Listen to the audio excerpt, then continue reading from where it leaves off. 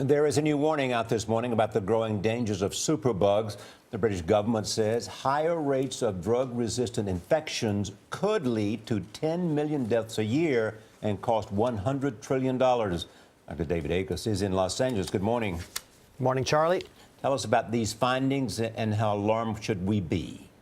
So the British Prime Minister Cameron brought in Jim O'Neill, who used to be head of Goldman Sachs Asset Management, and said, do a study to see what could happen to these superbugs. And what they found is superbugs, which are bugs that don't respond to antibiotics, are a problem now, 23,000 deaths a year in the United States, but are growing and will be a remarkable problem over the next several decades unless we start to do something. How big a threat is this, and what do we need to do?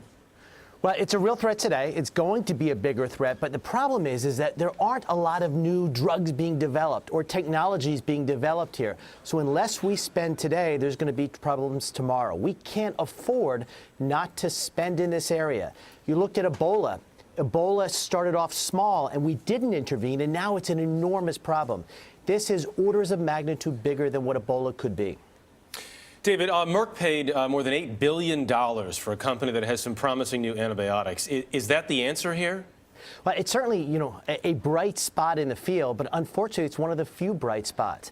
This company made some new antibiotics that worked against some of these superbugs, but there aren't many others. And so we need to start to invest now at the academic universities and do research, develop new technologies, because we're overusing antibiotics. Every time somebody has a fever, a doctor can give them an antibiotic, and we have to stop that. An amazing study came out a few weeks ago showing that later in the day, doctors give out more antibiotics for the same symptoms as earlier in the day. They wear out. They don't have the energy anymore to say we can't, we don't want to treat it and to explain it. So we need to go forward and prevent using these antibiotics in research. Jim O'Neill also talked about the economic consequences of this, talking about trillions of dollars. $100 trillion, that's the equivalent, of taking the UK out of the economy between now and 2050. That's a tremendous impact. All right, Dr. David Agus with that important warning. Thank you so much.